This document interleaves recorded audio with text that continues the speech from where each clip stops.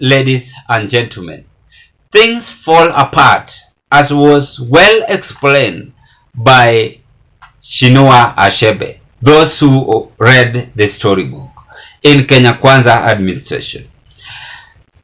The president's heckling is still gaining momentum in the Republic of Kenya, as this has brought another feeling to the current Deputy President Rigathi Gachagua.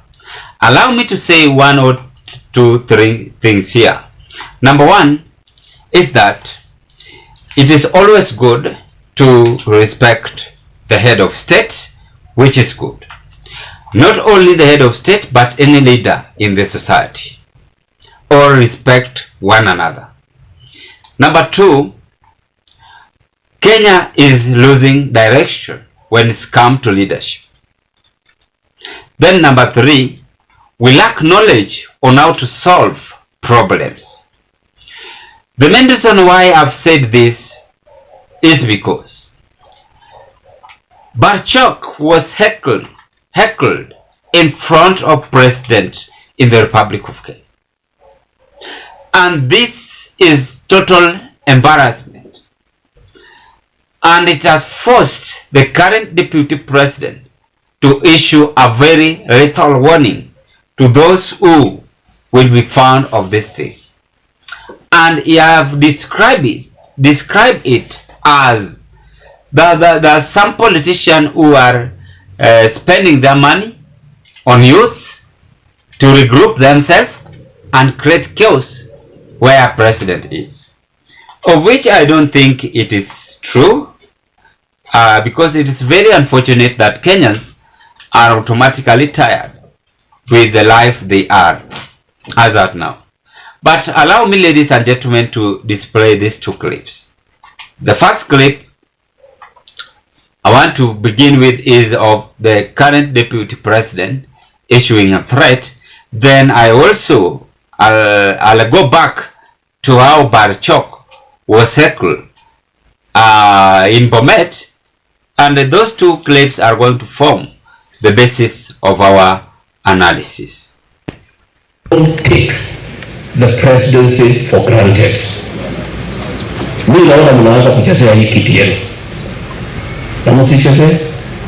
Kama rais amekuja kwa county nyumbani na ni rais wa Jamhuri ya Kenya, amekuja kuzindua mipango ya maendeleo, kupanga maendeleo. Mnatoa rais kwa mamlaka yake na cheo chake. Kazi yake ni kuzuia vita. Wewe hapana piga kelele na wewe nyamaza, mnaulizana nini? Sasa hiyo kazi gani tunafanya? Gachagua wants both the local leaders and residents to square out their squabbles once the president leaves his functions. Sasa mkileta siasa duni ya ugomvi na kupigania viti, uchaguzi uko mbali. Wewe unakomboa vijana kupiga kelele, mwingine anakifua vijana kupiga kelele. Rais amekaa pale. Ile ilimlete haongei, mkutano hawezi endelea.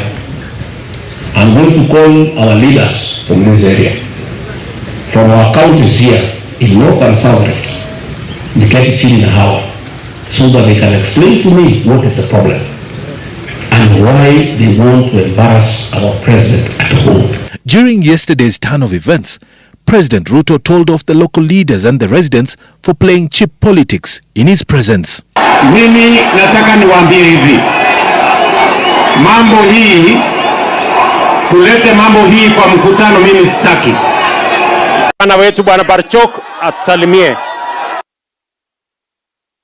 Haya, rais wetu wa Jamhuri wa Kenya, our deputy president, na waheshimiwa members of parliament, na watu wa Ukapke Social, tusalimiane. Bwana asifiwe. Leo rais, sio siku yangu tu. Yes. Ogaso, mimi nataka niwaambie hivi, mambo hii, kulete mambo hii kwa mkutano mimi sitaki. Ose biju? Ogaso, okwe picho kwe viongozi hiju. Nyinyi ndio mnapanga MCA, ni kweli ama si kweli? Nyinyi ndio mnapanga mjumbe, ni kweli ama si kweli? Nyinyi ndio mnapanga senator, ni kweli ama si kweli? Hata huyu governor si mnapanga? Nyinyi, mimi nataka niwaambie, nyinyi mtulize maneno. Mkuwe ni watu wa kusoma barua ikiwa ndani ya bahasha. Kama kuna mtu hajafanya kazi, mngojee siku ya uchaguzi, mtamalizana na yeye. Lakini kwa sasa tuko na mkutano, gavana ongea. Nafasi ni rais atachinenga. Now, let's proceed. But before I proceed, I want to appreciate you members, because if it was not a support, then this channel could have not reached to where it is as of now. Actually, I'm very much grateful, and as we made a promise that we try in the next 2 to 1 month we reach a 2,000 subscribers, we are almost reaching there. Thank you very much, and I want to appreciate you for sharing this channel to your family, friends and relatives. Kindly, what you forget with is liking the video. When you like this video, the video will be recognized by the YouTube community, and this will grow our channel, and in fact it will move faster. I request you kindly, after you've watched, like the video. I repeat again, like the video. After you've liked, give us your opinion at the comment section. So the videos I've just displayed tells us a lot, and respect is paramount. Allow me to use that term. When respect is paramount, the leaders themselves must also create a space for their own people in the society. And this heckling habit, it is actually growing day in, day out. And as per now, there is a total embarrassment. In fact, even the head of state have felt that pinch. He have felt that heat. Let us not lie to ourselves. A good example that tells us a lot on this heckling is Bomet.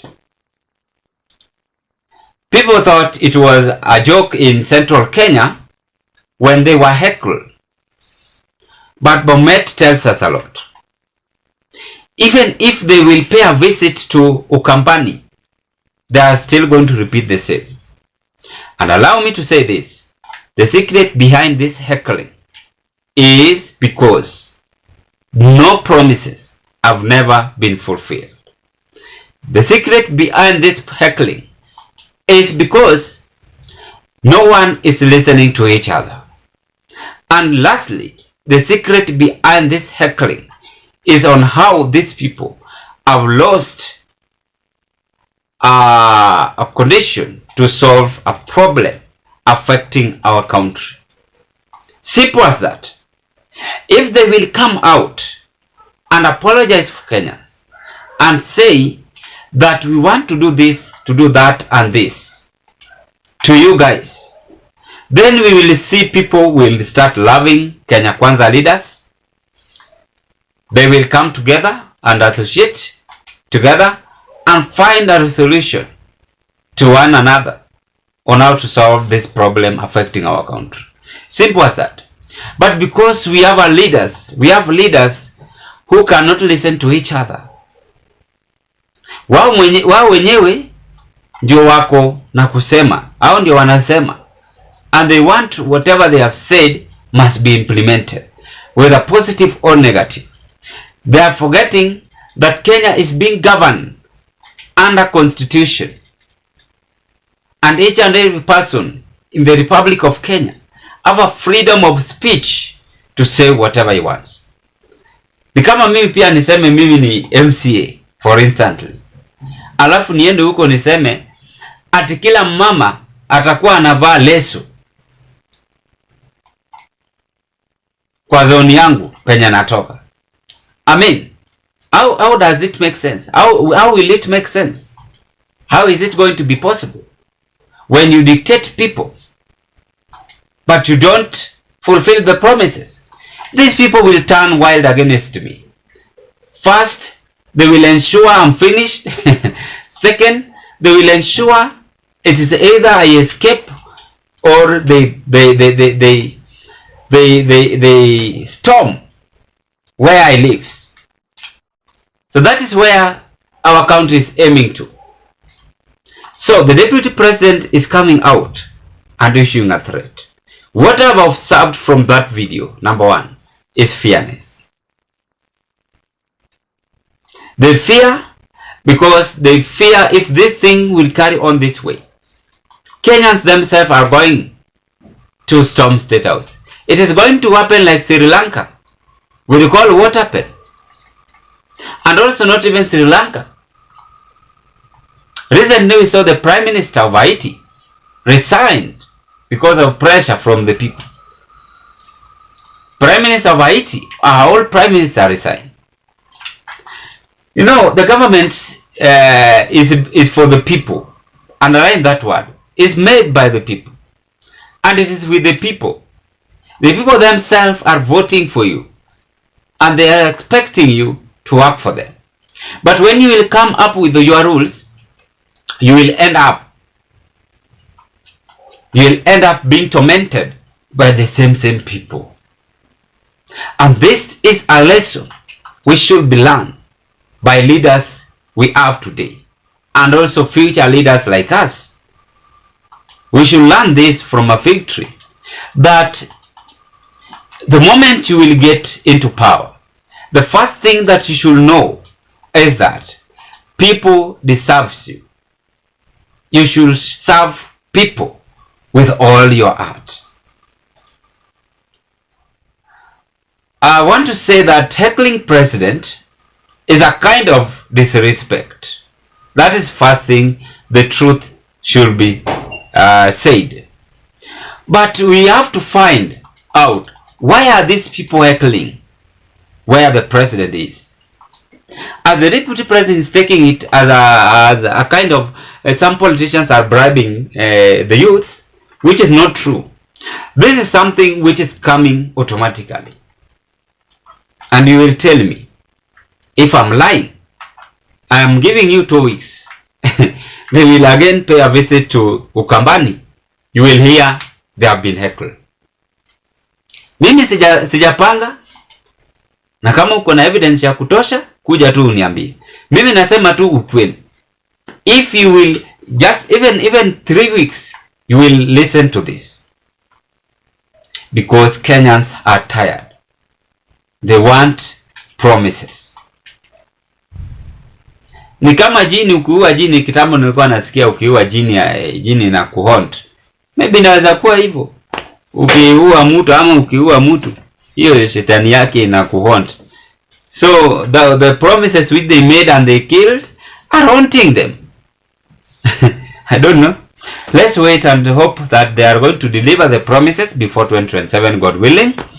And as for now, but if any case there are those who are being bribed by leaders, please kumbuka, all that goods, all that glitters is not gold. And what you ought to understand, the same politician who is going to give you 500 shillings is just ruining your character, your future. Just work hard, focus, follow your lane, and stop being greedy. You accept anything. You are the same person who is either going to destroy our country or make our country to be better for future of tomorrow. Ladies and gentlemen, this marks the end of our analysis, and I want to appreciate you so much for listening to me, and bye bye, as you hope to meet on another political discussion. Meanwhile, what are your take on this problem now affecting our country as we speak right now?